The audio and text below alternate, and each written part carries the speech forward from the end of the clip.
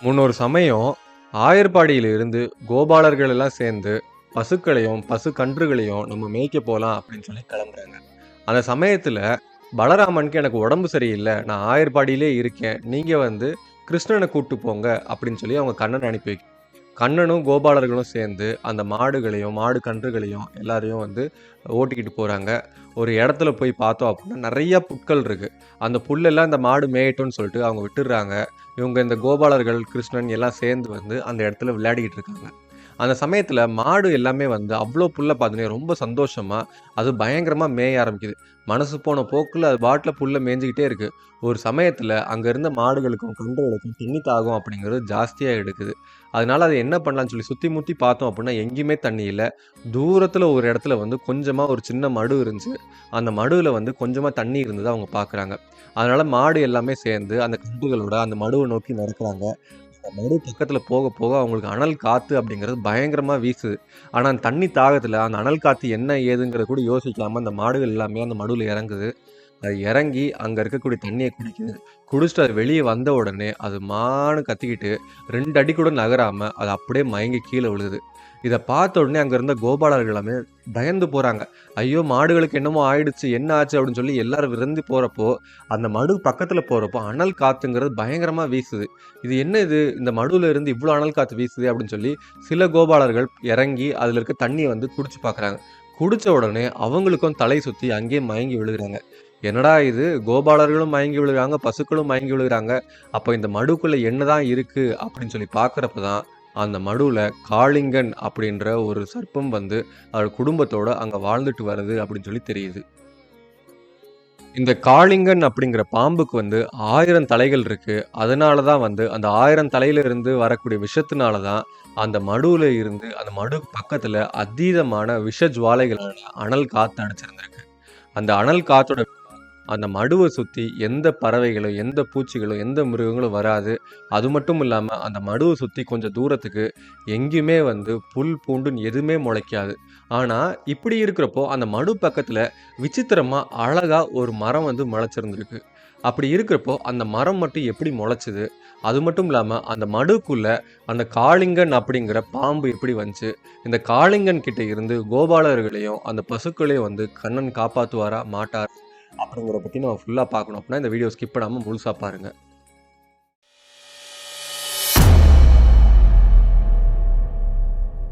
இந்த காளிங்கன் அப்படின்ற சர்ப்பம் யாரு அப்படின்னு சொல்லி பார்த்தோம் அப்படின்னா, முன்னொரு சமயம் ரமணக தீவு அப்படின்னு ஒரு தீவு இருந்துச்சு. அந்த தீவுல நெறைய விதமான சர்ப்பங்கள் வாழ்ந்துட்டு இருந்துச்சு. அந்த சர்ப்பங்களோட சேர்ந்து வாழ்ந்து வந்த ஒரு சர்ப்பம் தான் இந்த காளிங்கன் அப்படின்ற கூடிய ஒரு சர்ப்பம். அந்த தீவுல வந்து சர்ப்பங்களோட எண்ணிக்கை ரொம்ப அதீதமா இருந்ததுனால, அங்க இருக்கிற மக்கள் எல்லாமே வந்து ரொம்ப கஷ்டப்பட்டாங்க. ஏன் அப்படின்னா, அங்க வேலை செய்யறப்போ சர்ப்பங்கள் தீண்டி நெறைய பேர் இறக்கவும் செஞ்சாங்க. அவங்க வளர்த்து வந்த கோழிகள், ஆடு, மாடு இதெல்லாமே வந்து அங்க இருந்த பாம்புகள் எல்லாமே புடிச்சு திங்க ஆரம்பிச்சது. இதனால அந்த மக்களோட வாழ்வாதாரம் அப்படிங்கிறது ரொம்ப பாதிக்கப்பட்டுச்சு. அதனால அந்த தீவு மக்கள்லாம் சேர்ந்து என்ன யோசிச்சாங்க அப்படின்னா, இந்த சர்ப்பங்களால நம்ம ரொம்ப கஷ்டப்படுறோம். அதனால இந்த சர்ப்பங்களையே நம்ம வந்து இறைவனா வச்சு வணங்கணும் அப்படின்னா, இது வந்து நமக்கு வந்து நம்ம தாக்காம பாதுகாக்கும். அது எப்படி அப்படின்னா, மாசத்துல ஒரு நாள் சர்ப்ப பூஜை அப்படின்னு சொல்லி ஒரு பூஜை பண்ணலாம். அந்த பூஜை பண்ணி சர்ப்பங்களுக்கு என்னெல்லாம் பிடிக்குமோ, அதாவது அவங்களுக்கு பிடிச்ச பழங்கள், மாமிசங்கள், அப்புறம் அந்த சர்ப்பங்களுக்கு பிடிச்ச என்னென்ன விஷயங்கள் இருக்கோ, எல்லாத்தையுமே வச்சு நம்ம படைச்சு அவங்கள வழிபட்டோம் அப்படின்னா, அந்த நம்ம படைச்சத அவங்க தின்னுட்டு நம்மள வந்து எதுவும் பண்ண மாட்டாங்க அப்படின்னு சொல்லி அவங்க நம்புனாங்க. அதனால அவங்க என்ன பண்ணாங்கன்னா, சர்ப்பங்கள் எங்கெல்லாம் வாழக்கூடியது அப்படின்னு சொல்லி பார்த்து, அந்த சர்ப்பங்கள் வாழக்கூடிய பொந்துகள்லயும் சரி, அப்புறம் புத்துலயும் சரி, மரப்பிளவுகளும் சரி, பாறை பிளவுகள்ல இந்த மாரி இடங்கள்ல போய் அவங்க சர்ப்பங்கள் பூஜை பண்ணி அதுக்கான படையல்கள போட்டாங்க. இந்த படையல்கள சாப்பிட்டு அந்த சர்ப்பங்கள் வந்து இவங்கள தாக்காமலும் இருந்துச்சு. அப்படி இருக்கிறப்போ, இந்த சர்ப்பங்கள வந்து இந்த கழுகு போல கருடன்கள்லாம் பிடிக்காதா? அப்படின்னு சொல்லி நமக்கு ஒரு கேள்வி வரலாம். அதுக்கு அந்த சர்ப்பங்கள்லாம் என்ன பண்ணுச்சு அப்படின்னா, தனக்கு படைக்கப்பட்ட படையல்கள்ல இருந்து ஒரு பங்கு அவங்க எடுத்துக்கிட்டு, ஒரு பங்க வந்து கருடனுக்காக அவங்க வச்சுருவாங்க. அதனால இந்த கருடன் வந்து சர்ப்பங்கள எதுவுமே பண்ணாம, அவங்க வச்சுட்டு போன அந்த படையல தின்னுட்டு, அவங்க சர்ப்பங்களையும் டிஸ்டர்ப் பண்ணாம அங்க வாழ்ந்துட்டு இருந்தாங்க. இப்படி இருக்கிறப்போ, இந்த காளிங்கன் அப்படிங்கிற பாம்பு பாக்குது. நமக்கு படைக்கிறத அது நம்ம சாப்பிடுறதுக்கு தான். நம்ம வந்து இந்த மனிதர்கள கொல்லக்கூடாது அப்படிங்கிறதுக்காக தான் நம்ம படைக்கிறாங்க. அப்படி இருக்கிறப்போ, நம்ம ஏன் கருடனுக்கு படைக்கிறோம்? கருடன் வந்து நம்மளை கொன்றும்னு சொல்லி நமக்கு பயமா? நம்ம தான் பொந்துகள்லயும், புத்துலயும் அதுக்கப்புறம் பாறை பிளவுகள்லேருந்து வாழ்ந்துட்டு இருக்கோம். இதுக்குள்ள இப்படி கருடனால வர முடியும் அப்படின்னு சொல்லி யோசிச்சு அந்த காளிங்கன் என்ன பண்றாங்கன்னா, எனக்கு படைக்கிற உணவுல நான் கருடனுக்கு கொடுக்க மாட்டேன் அப்படின்னு சொல்லி ரொம்ப அலட்சியமா இருக்காரு. இப்படியே ஒவ்வொரு சமயமும் வந்து காளிங்கன் அலட்சியப்படுத்துறத பார்த்த கருடனுக்கு ரொம்ப கோவம் ஏற்படுது. இந்த காளிங்கனை இப்படியே விட்டோம் அப்படின்னா மத்த பாம்புகளும் ரொம்ப அலட்சியமாயிடும் அப்படின்னு சொல்லி இந்த காளிங்கனை கொல்லணும்னு சொல்லி கருடன் முடிவு பண்றாங்க.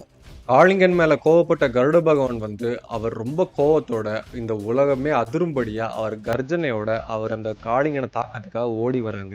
இதை பார்த்த மற்ற சர்ப்பங்கள் எல்லாமே தன்னோட உயிரை காப்பாத்திக்கிறதுக்கு அவங்க ஓடி ஒளி. ஆனா காளிங்கன் மட்டுமே அவனோட தலையை உயர்த்தி படம் எடுத்து என் கூட மோதுறதுக்கு நீ சரியான ஆளா அப்படின்ற மாதிரி விதத்துல அந்த கருடனை வந்து அவங்க சண்டைக்கு அழைச்சிட்டு இருந்தாங்க. இதை பார்த்து கருட ஆழ்வாருக்கு பயங்கர கோபம் ஏற்படுது. அவங்க காளிங்கனை எப்படியாவது கொன்னே தீரணும்னு சொல்லி பயங்கர வேகமா வந்து அவங்க கால்கள்ல பிடிச்சு அந்த காளிங்கனை வந்து தூக்கி எறிகிறாங்க. அவங்களோட அழகால அந்த காளிங்கனோட தலையை ஒன்னொன்னா குத்துறாங்க. இதனால அந்த காளிங்கனுக்கு பயங்கரமா காயங்கள் ஏற்படுது. வலி தாங்க முடியாம உடல் முழுக்க புண்கள் ஏற்பட்ட காளிங்கனால இதுக்கு மேல நம்ம போர் பண்ணோம் அப்படின்னா நம்ம இறந்துருவோம் அப்படின்றத தெரிஞ்சு அந்த காளிங்கன் என்ன பண்றான், அந்த யமுனா நதிக்கரையில இருக்கக்கூடிய ஒரு மடுவை பார்த்து நேரா ஓடுறாங்க. அது ஓடி ஓடி ஓடி ஓடி கருடன்கிட்ட இருந்து எப்படியாவது தப்பிக்கணும்னு சொல்லி அந்த யமுனா நதிக்கரை கிட்ட கிட்ட இருக்கக்கூடிய ஒரு மடுவுல வந்து ஓடி ஒளிஞ்சிக்கிறான். இதை பார்த்த உடனே கருடன் வந்து, ஓ இது யமுனா நதிக்கரை பக்கத்துல இருக்கக்கூடிய ஒரு மடுவா அப்படின்னு சொல்லி அவர் கொஞ்சம் அமைதியாகிறாரு. அமைதியாகிட்டு அவர் சொல்றாரு, சரி சரி காளிங்கா, இந்த முறை நீ வந்து என்கிட்ட இருந்து தப்பிச்சுட்ட. ஆனா இந்த மடுவுல இருந்து நீ வெளியே வராமலா இருப்ப. வெளிய வந்தேன் அப்படின்னா, கண்டிப்பா உன்ன கொன்னு நான் பழி தீர்ப்பேன் அப்படின்னு சொல்லி சொல்றாரு. இப்ப நமக்கு ஒரு கேள்வி வரலாம். இந்த கருடன் வந்து ஏன் அந்த காளிங்கன அப்படியே விட்டுட்டு போச்சு? அந்த மடுவுக்கும், கருடனுக்கும் என்ன சம்மந்தம் அப்படின்னு சொல்லி நீங்க யோசிக்கலாம். அது எதனால அப்படின்னா, முன்னொரு சமயம் வந்து அந்த நதிக்கரையில, அதாவது யமுனா நதிக்கரையில இருக்க மடு பக்கத்துல சௌபரி மகரிஷி அப்படின்னு ஒரு மகரிஷி வந்து தீவிரமா தவம் பண்ணிட்டு இருந்தாரு. அப்படி இருக்கிறப்போ, அந்த சமயத்துல கருடனுக்கு வந்து அதீதமான பசி ஏற்பட்டுச்சு. எங்க நமக்கு நல்ல உணவுகள் கிடைக்கும் அப்படின்னு சொல்லி பார்த்துட்டு வரப்போ, அந்த மடு பக்கத்துல நெறைய மீன்கள் துள்ளி குதிச்சு அந்த நதியில விளையாடிட்டு இருக்கிறத பார்க்குறாரு. அதனால அந்த மடுவுக்கு வந்த அந்த கருடன் வந்து என்ன பண்றாருன்னா, அவரோட பசிய தீர்த்துக்கிறதுக்காக அந்த தண்ணீல இருக்கக்கூடிய மீன்கள், அப்புறம் நெறைய பிராணிகள புடிச்சு பயங்கரமா திங்கிறாரு. அவருக்கு அதீதமான பசி இருந்ததுனால, கொஞ்ச நேரத்திலேயே வந்து எக்கச்சக்கமான பிராணிகள அவர் தின்னுறாரு. இத பார்த்த அந்த மகரிஷி வந்து சொல்றாரு, "கருடா நீ சாப்பிட்டது போதும். இனிமேட்டு இந்த நதிக்கரையில இருக்கக்கூடிய எந்த பிராணிகளையும், எந்த உயிரினங்களையும் நீ சாப்பிட மாட்ட அப்படின்னு சொல்லி என்கிட்ட சொல்லிட்டு நீ கிளம்பு" அப்படின்றாரு. கருடனும் சரி நம்மளோட பசி தீர்ந்துச்சுன்னு சொல்லி, நான் இனிமேல் சாப்பிட மாட்டேன் அப்படின்னு சொல்லி அந்த சமயத்துல சொல்லிட்டு அவர் கிளம்பிடுறாரு. இதுக்கப்புறம் கருடன் வந்து அங்க எந்த உயிரினங்களையும் பிடிச்சு திங்க மாட்டாரு அப்படின்னு நினைச்சிட்டு இருந்த சமயத்துல தான் கருடன் அடிக்கடி அந்த மடுவுக்கு வர ஆரம்பிச்சாரு. அங்க இருக்கக்கூடிய உயிரினங்களையும், பிராணிகளையும் அவர் பிடிச்சு அவர் திங்க ஆரம்பிச்சாரு. இத பார்த்துட்டு இருந்த அந்த மகரிஷி ஒரு கட்டத்துல அவருக்கு பயங்கரமா கோவம் வருது. அவர் கருடன பார்த்து சொல்றாரு, கருடனே நான் இருக்கிறத கூட நீ பொருட்படுத்தாம, இங்க இருக்கக்கூடிய இந்த புண்ணிய நதியில இருக்கக்கூடிய மீன்கள் எல்லாத்தையுமே நீ பிடிச்சு தின்னுட்டு இருக்க. உனக்கு எவ்வளோ அகங்காரம் இருக்கணும். நான் உன்கிட்ட சொல்லியுமே என் வார்த்தைக்கு நீ மதிப்பு குடுக்காம, அடிக்கடி வந்து நீங்க இருக்கக்கூடிய மீன்களையும், பிராணிகளையும் நீ வந்து தின்னுட்டு இருக்க. இது வந்து எந்த வகையில் நியாயம்? அப்படின்னு சொல்லி சொல்றாரு. கருடன் எதையுமே பொருட்படுத்தல. அதனால கோவம் அடைந்த அந்த மகரிஷி கருடன பார்த்து சொல்றாரு, இனிமேட்டு இந்த யமுனா நதிக்கரையில இந்த மடுவுல இருக்கக்கூடிய எந்த ஒரு உயிரினத்தையாவது நீ பிடிச்சு கொன்ன அப்படின்னா, அந்த நிமிஷத்திலேயே உன்னோட உயிர் உன்கிட்ட இருந்து பிரிஞ்சிரும் அப்படின்னு சொல்லி சாபம் குடுக்குறாரு. இந்த சாபத்த தெரிஞ்ச காளிங்கன் வந்து, இந்த இடத்துல நம்ம போய் ஒளிஞ்சா தான் கருடன் கிட்ட இருந்து தப்பிக்க முடியும்னு சொல்லி, அவர் நேரா அந்த மடுவுல வந்து ஒளியவும் செய்றாரு. இப்படி கருடன் கிட்ட இருந்து தப்பிச்ச அந்த காளிங்கன் வந்து, நம்மள எதிர்க்கிறதுக்கு எதிரியே கிடையாது அப்படின்ற ஒரு அகங்காரத்தோட, அந்த மடுவுலயே வாழ்ந்து வச்சு, அது பக்கத்துல சுத்தி இருக்கக்கூடிய தனக்கு போட்டியா இருந்த எல்லா உயிரினத்தையும் அது வேட்டையாடி, அத விரட்டவும் செஞ்சது. அந்த மடுவ சுத்தி அதோட எல்லையா அது அமைச்சுக்கிச்சு. அதனால தான் அந்த மடுவ சுத்தி காளிங்கனோட விஷத்தாலயும், காளிங்கனோட ஆதிக்கத்தாலயும், அந்த மடுவ சுத்தி எந்த ஒரு புல், பூண்டு, ஜீவராசிகள், பறவைகள் எதுவுமே வர்றது கிடையாது. அங்க எந்த ஒரு மரம், செடி, கொடி எதுவுமே முளைக்கிறது கிடையாது. அப்படி இருக்கிறப்போ, அந்த மடுவுக்கு பக்கத்துல ஒரு அழகான மரம் முளைச்சிருந்துச்சு அப்படின்னு சொல்லி நம்ம ஏற்கனவே சொன்னோம் இல்லையா? அது எப்படி முளைச்சது அப்படிங்கிறத பத்தி நம்ம இப்ப பார்க்கலாம். முன்னொரு சமயம் கருடன் வந்து இந்திரன் கூட சண்டை போட்டு இந்திரலோகத்துல இருக்கக்கூடிய அந்த அமிர்த கலசத்த அவர் கொண்டு வந்துட்டு இருந்தாரு. கருடன் வந்து ஏன் அந்த இந்திரன் கூட சண்டை போட்டு அந்த அமிர்த கலசத்த கொண்டு வந்தாரு அப்படிங்கிறத பத்தி தெரியணும் அப்படின்னா, நம்ம சேனல்ல வந்து ஏற்கனவே நாகலோக சீரிஸ் அப்படின்னு சொல்லி பண்ணியிருக்கோம். அதுல பார்த்தீங்க அப்படின்னா, இந்திரன் கூட ஏன் கருடன் சண்டை போட்டாரு? அந்த அமிர்த கலசத்த ஏன் கருடன் கொண்டு வந்தாரு அப்படின்னு சொல்லி நமக்கு தெரியும். சரி, இப்ப கதைக்குள்ள வரலாம். கருடன் வந்து அந்த அமிர்த கலசத்த கொண்டு வரப்போ, அவருக்கு பயங்கரமா களைப்பு ஏற்பட்டுச்சு. அந்த சமயத்துல அவர் தங்கறதுக்கு இடம் குடுத்த அந்த கடம்ப மரத்துக்கு நன்றி தெரிவிக்கும் விதமா, அந்த அமிர்த கலசத்துல இருக்கக்கூடிய சில துளிகள அந்த கடம்ப மரத்துக்கு குடுத்துச்சு. அதனால தான் அந்த கடம்ப மரத்த வந்து யாராலயும் கொல்ல முடியல. அந்த காளிங்கனோட விஷத்தினாலயும் அந்த கடம்ப மரத்துக்கு ஒண்ணுமே ஆகாம, அந்த மடு பக்கத்துல ரொம்ப அழகா அந்த கடம்ப மரம் வளர்ந்துட்டு இருந்துச்சு. சரி, நம்ம இப்போ கதையோட ஆரம்பத்துல வந்து கோபாலர்களும், அங்க இருந்த பசுமாடுகளும், கன்றுகளும் அந்த மடுவுல இருக்கக்கூடிய தண்ணிய குடிச்சு அவங்க மயங்கி விழுந்தாங்க அப்படின்னு சொல்லி பார்த்தோம். அவங்களுக்கு என்ன ஆச்சு அப்படின்னா, கோபாலர்களும், பசுமாடுகளும் மயங்கி விழுந்தத பார்த்த கண்ணன் வந்து ரொம்ப பதறி போறாரு. என்ன ஆச்சு? இந்த மடுவுக்குள்ள என்ன இருக்கு? அப்படின்னு சொல்லி தெரிஞ்சுக்கிற ஆர்வத்துல, அவர் அந்த கடம்ப மரத்துல உச்சாணி கொம்புல ஏறி அந்த மடுவ உத்து பார்க்குறாரு. இந்த மடுவுக்குள்ள ஏதோ இருக்கு. அத நம்ம வந்து வெளிய கொண்டு வந்து அத கொன்னா தான், இந்த மடு வந்து எல்லாரும் பயன்படுத்தக்கூடிய ஒரு பயனுள்ள இடமா இருக்கும் அப்படின்னு சொல்லி அவர் யோசிச்சு, அவர் அந்த கடம்ப மரத்தோட உச்சாணி கொம்புல இருந்து எத பத்தியும் யோசிக்காம, அந்த கண்ணன் வந்து அந்த மடுவுக்குள்ள குதிக்கிறாரு. எப்படி ஒரு சமயம் அசுரர்களும், தேவர்களும் பாற்கடல் அமுதத்துக்காக கடையறப்போ, அந்த கடலே கலங்குச்சோ, அது மாதிரி கிருஷ்ணர் வந்து அந்த மடுவுக்குள்ள குதிச்சு, அந்த மடுவ சுத்தி, சுத்தி, சுத்தி, சுத்தி அவர் வராரு. அவர் நீந்தி வரப்போ, அந்த மடுவே வந்து அப்படியே கலங்க ஆரம்பிச்சது. "என்னடா இது! இந்த அமைதியான மடுவ வந்து இப்படி கலக்குறது யாரு?" அப்படின்ற கோவத்தோட காளிங்கன் தன்னோட 1000 தலைகளையும் விரிச்சு அவங்க படம் எடுத்து வெளிய வராங்க. வந்து பார்த்தோம் அப்படின்னா, இங்க கண்ணன் அப்படின்ற ஒரு சின்ன குழந்தை இந்த மடுவ கலக்கிட்டு இருக்காங்க. இத பார்த்து பயங்கரமா கோவம் அடைஞ்ச காளிங்கன் என்ன பண்றாருன்னா, அவரோட 1000 தலைகள்ல இருந்து விஷங்கள வந்து கக்குறாரு. அந்த விஷங்கள் வந்து அப்படியே ஒரு காத்து மாரி பரவ ஆரம்பிச்சது. கொஞ்சம் தூரத்துக்கு அந்த மடுவ சுத்தி இருக்கக்கூடிய எல்லா செடிகள், மரங்கள், புல்கள் எல்லாம் தீப்பத்தி எரிய ஆரம்பிக்குது. இந்த கிருஷ்ணருக்கு வந்து அந்த விஷம் தாக்கி எதுவுமே ஆகவே இல்ல. அந்த அத பார்த்த உடனே கிருஷ்ணருக்கு பயங்கரமா கோவம் வந்து காளிங்கன எட்டி உதைக்கிறாரு. உதைச்ச உடனே காளிங்கனுக்கு இன்னும் அதீதமா கோவம் வருது. அவர் என்ன பண்றாருன்னா, அந்த கிருஷ்ணன அவர் அப்படியே சுருட்டுறாரு. அவர் உடம்பால சுருட்டி அந்த கிருஷ்ணன தன்னோட பல்லால கடிக்கப் போறாரு. அந்த சமயத்துல கிருஷ்ணர் வந்து காளிங்கனால மயக்கம் அடைஞ்ச மாரி அவர் பாவனையும் செய்றாரு.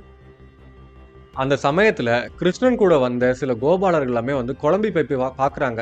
இந்த மடுவுக்குள்ள குதிச்ச கிருஷ்ணர் வந்து என்ன ஆனா, இந்த கிருஷ்ணர் வந்து அந்த காளிங்கன கொன்னாங்களா? இல்லையா? அப்படின்னு சொல்லி அவங்க குழம்பி போய் பார்த்துட்டு இருந்த சமயத்துல தான், இப்படி காளிங்கனோட மடுவுக்கு கிருஷ்ணர் குதிச்சிட்டாரு அப்படின்ற செய்தி ஊருக்குள்ள காட்டுத்தீ மாரி பரவ ஆரம்பிக்குது. இத கேட்ட உடனே ஊர்ல இருக்கக்கூடிய அந்த கோபியர்கள், ஆயர்பாடியில இருக்கக்கூடிய எல்லா ஆண்கள் எல்லாருமே ஓடி வராங்க. ஐயோ! கிருஷ்ணருக்கு என்ன ஆச்சுன்னு தெரியல. காளிங்கன எதிர்த்து இதுவரைக்கும் யாரும் ஜெயிச்சது கிடையாது. அந்த காளிங்கன் மடுவுலயே கிருஷ்ணர் குதிச்சிட்டாருன்னா, கிருஷ்ணருக்கு என்ன ஆகப்போதோ தெரியலன்னு சொல்லி அவங்க பதறி போய் ஓடி வராங்க. ஓடி வந்து பார்த்தோம் அப்புட்ன்னா, அங்க கிருஷ்ணர் வந்து காளிங்கனால தைக்கப்பட்டு அவர் வந்து மயங்கி கிடக்கிறத பார்க்குறாங்க. இத பார்த்த உடனே நந்தகோபாலர் வந்து அவர் அழுகுறாரு. இப்படி கடவுள் மாரி வந்த என்னோட மகன் வந்து இப்படி இறந்து கிடக்கிற மாரி இருக்காரே! நானும் இந்த காளிங்கன் கூட இந்த மடுவுல குதிச்சு, நானும் என் உயிர விடப்போறேன் அப்படின்னு சொல்லி அவர் பதறி போய் அவர் அழுதுட்டு இருக்காரு. அந்த சமயத்துல தான் வந்து பலபத்ரர் அப்படின்ற ஒருத்தர் வந்து அவர தடுக்கிறாரு. நந்தகோபாலர் தடுத்து அவர் சொல்றாரு, "இதுவரைக்கும் நமக்கு வந்த எல்லா பிரச்சனைகளையும் வந்து ஈஸியா, ரொம்ப சுலபமா இந்த கிருஷ்ணர் வந்து நமக்காக காப்பாத்த மாட்டாரு. அப்படி இருக்கிறப்போ, இந்த காளிங்கன் கிட்ட இருந்தும் நம்மள காப்பாத்துறது கண்டிப்பா முடியும்." அப்படின்னு சொல்லி அவர் சொல்றாரு. அது மட்டும் இல்லாம, இந்த காளிங்கனால நம்ம எவ்வளோ பிரச்சனைகள சந்திச்சிருக்கோம். கொஞ்சம் கூட நீங்க யோசிக்க மாட்டீங்களா? இந்த காளிங்கன கொன்னுட்டாங்க அப்படின்னா, நமக்கு எவ்வளோ விடுதலை கிடைக்கும். அதனால தான் கிருஷ்ணர் வந்து அந்த காளிங்கன கொல்றதுக்காக இந்த மடுவுக்குள்ள குதிச்சிருக்காரு அப்படின்னு சொல்லி அவர் சொல்றாரு. இத கேட்டு அவங்க எல்லாருமே கொஞ்சம் அமைதியாகுறாங்க. இந்த மடுவ சுத்தி நடந்துட்டு இருந்த விஷயத்த எல்லாமே கவனிச்சுட்டு இருந்த அந்த கிருஷ்ணன் வந்து என்ன பண்றாரு அப்படின்னா, அவரோட உடம்ப வந்து பெருசாக்கறதுக்கு முயற்சி பண்றாரு. அப்படியே அவர் விஸ்வரூபம் எடுக்கிறதுக்கு முயற்சி பண்றப்போ, அந்த உடம்புங்கிறது கொஞ்சம் கொஞ்சமா, கொஞ்சம் கொஞ்சமா விரிய ஆரம்பிக்குது. காளிங்கனோட எலும்புகள் கொஞ்சம் கொஞ்சமா நொறுங்க அத பார்த்து காளிங்கன் பயந்து போயி, அந்த கிருஷ்ணனோட உடல தனியா விடுறாரு. உடனே கிருஷ்ணர் வந்து ஒரு மிகப்பெரிய உருவம் எடுத்து, அவர் காளிங்கனோட வால பிடிச்சு தலைக்கு மேல வச்சு ஆகாயத்துல சுழட்ட ஆரம்பிக்கிறாரு. காளிங்கனால கொஞ்சம் கூட தாக்கு பிடிக்கவே முடியல. விழிகள் பிதுங்கி போன அந்த காளிங்கன் வந்து அவர் சோர்வடைஞ்சுறாங்க. அந்த சமயத்துல கிருஷ்ணர் என்ன பண்றாருன்னா, அந்த காளிங்கன திரும்ப அந்த மடுவுக்குள்ளேயே தூக்கி எறியறாரு. தூக்கி எறிஞ்ச உடனே அந்த காளிங்கன் 1000 தலைகளை எடுத்து படம் காட்டுச்சு. அந்த சமயத்துல கிருஷ்ணன் வந்து காளிங்கனோட தலைக்கு மேலேயே குதிச்சிடுறாரு. குதிச்சு ஒரு கையில காளிங்கனோட வால புடிச்சுக்கிட்டு, இன்னொரு பக்கம் வந்து காளிங்கன் மேல நின்னுகிட்டு அவர் பயங்கரமா நடனம் ஆடுறாரு. இந்த கண்கொள்ளா காட்சிய பார்க்கறதுக்காக அந்த ஊர் மக்கள் எல்லாமே வியந்து போய் பார்த்துட்டு இருந்தாங்க. வானத்துல தேவர்கள் எல்லாமே பார்த்துட்டு ரொம்ப சந்தோஷம் அடைஞ்சுட்டு இருந்தாங்க. இப்படி கண்கொள்ளா காட்சியை வந்து அங்கே இருக்கிற மக்கள் எல்லாமே பார்த்து வியந்து அவங்க லகிச்சு போய் இருந்த சமயத்தில் தான் காளிங்கன் வந்து உணர்றாரு. இங்கே ஆயர்பாடியிலிருந்து சிறுவனாக வந்திருக்கக்கூடிய இந்த யாதவ குலத்து சிறுவன் வந்து கண்டிப்பாக அந்த மகாவிஷ்ணுவே அப்படின்னு சொல்லி அவர் உணர்ந்து தான் செஞ்ச தப்பை உணர்ந்து அவர் மனசார வந்து அந்த கல்லனை பார்த்து மன்னிப்பு கேட்குறாரு. நான் வந்து அகங்காரத்தில் இத்தனை நாள் நான் சுற்றிட்டு இருந்திருக்கேன். நான் வந்து இங்கே வரக்கூடிய எல்லாரையும் வந்து கொன்னுட்டு இருந்தேன். என்னோட அகங்காரத்தை வந்து புரிய வச்சு என்னை வந்து நான் செஞ்ச தப்பை சுட்டி காட்டினதுக்கு ரொம்ப நன்றி. எனக்கு வந்து நீங்கள் மோட்சம் கொடுக்கணும் அப்படின்னு சொல்லி அவர் மனசார வேண்டுறாரு. அது மட்டும் இல்லாமல் கண்ணா நான் செஞ்ச தப்பை எல்லாத்தையுமே மன்னிச்சு நீ தான் எனக்கு அருள்பாலிக்கணும் அப்படின்னு சொல்லி அவர் வேண்டுறாரு. அந்த சமயத்தில் தான் வந்து அந்த மடுவில் இருக்கக்கூடிய காளிங்கனோட மனைவியர்களும் அவங்களோட குழந்தைகளும் வந்து அவங்க கிருஷ்ணனை பார்த்து வேண்டுறாங்க. கிருஷ்ணா நீ வந்து இந்த காளிங்கனை கொல்லணும்னு சொல்லி முடிவு பண்ணுறது தப்பு கிடையாது. ஏன்னா இது வரைக்கும் இந்த காளிங்கனால் எந்த ஒரு பிராணிகளும் உயிர் வாழ்ந்த சரித்திரமே கிடையாது. எல்லா பிராணிகளையும் இந்த காளிங்கன் கொன்று துஷ்டனாகவே வாழ்ந்திருக்கு. அப்படிப்பட்ட இந்த காளிங்கனை நீ கொல்றது வந்து தர்மம்தான். அப்படி இருக்கிறப்போ இந்த காளிங்கனே நம்பி இருக்கக்கூடிய எனக்கும் என் குழந்தைகளுக்கும் ஒரு கஷ்டம் அப்படிங்கிறது ஏற்படுத்தக்கூடாது. அதனால நீ கொஞ்சம் பெரிய மனசு பண்ணி இந்த காளிங்கனை கொல்லாமல் அவனுக்கு உயிர் பிச்சை கொடுக்கணும். அது மட்டும் இல்லாமல் இந்த மடுவை விட்டு நாங்கள் எல்லாருமே வெளியே போயிடுறோம். இதுக்கு நீங்கள் எனக்கு ஆசீர்வதிக்கணும் அப்படின்னு சொல்லி அவங்க கேட்குறாங்க. இதை கேட்டு சாந்தமடைஞ்ச கிருஷ்ணர் வந்து காளிங்கனோட தலையிலிருந்து கீழே இறங்குறாரு. தன்னோட அலங்காரத்தை ஒழிச்சதுனால காளிங்கன் என்ன பண்ணுறாருன்னா தன்னோட தலைகளையும் கிருஷ்ணனோட காலில் வச்சு அவர் வணங்கவும் செய்கிறாரு. அப்போ கிருஷ்ணன் சொல்கிறாரு, இந்த மடுவை விட்டு இந்த மடுவை வந்து மக்களுக்கு பயன்படுத்துகிற மாதிரி கொடுக்கறதுக்கு நீ வந்து இந்த மடுவை விட்டு போகணும். அது மட்டும் இல்லாமல் உன்னோட 1000 தலைகளையும் என்னோட பாதத்தில் வச்சு வணங்குனதுனால என்னோட பாதத்தோட அடையாளங்கள் உன்னோட 1000 தலைகள்லையும் இருக்கும். அதனால நீ பயப்படாமல் உன்னோட தீவான ரமணக தீவுக்கு நீ போயிடு. அங்கே வந்து கருடனால் உனக்கு எந்த பிரச்சனையும் வராது. ஏன்னா உன் தலையில் வந்து என்னோட பாதம் அப்படிங்கிறது பதிஞ்சிருக்கு. இதை பார்த்ததுனால கருடன் வந்து அவனோட சக தோழனாக தான் உன்னை பார்ப்பாங்க. அதனால நீ பயப்படாமல் இரு. நீ எந்த ஒரு உயிரினத்துக்கும் அச்சுறுத்தல் கொடுக்காம வாழ்ந்து வரணும் அப்படின்னு சொல்லி கிருஷ்ணர் சொல்கிறாரு. இதை கேட்டு காளிங்கனும் கிருஷ்ணனை வணங்கிட்டு அவனோட மனைவிகளும் குழந்தைகளும் அழைச்சிக்கிட்டு அவனோட இடமான ரமணக தீவுக்கு போகிறாரு. இப்படி கிருஷ்ணர் பண்ண பல மாய லீலைகளில் இந்த காளிங்க நர்த்தனம் அப்படிங்கிறதும் ரொம்ப புகழ்பெற்ற ஒன்றா இருக்குது. இந்த மாதிரி சுவாரஸ்யமான புராண கதைகளுக்கு நம்ம ஏல் சேனலை சப்ஸ்கிரைப் பண்ணுங்கள். இந்த வீடியோ பிடிச்சிருந்துச்சுன்னா ஒரு லைக்கை போடுங்க. உங்கள் கருத்துக்கள் என்ன அப்படிங்கிற கமெண்ட் செக்ஷனில் லீவ் பண்ணுங்கள். அப்படியே மறக்காமல் இந்த வீடியோ உங்கள் ஃப்ரெண்ட்ஸ் அண்ட் ஃபேமிலிக்கு ஷேர் பண்ணுங்கள்.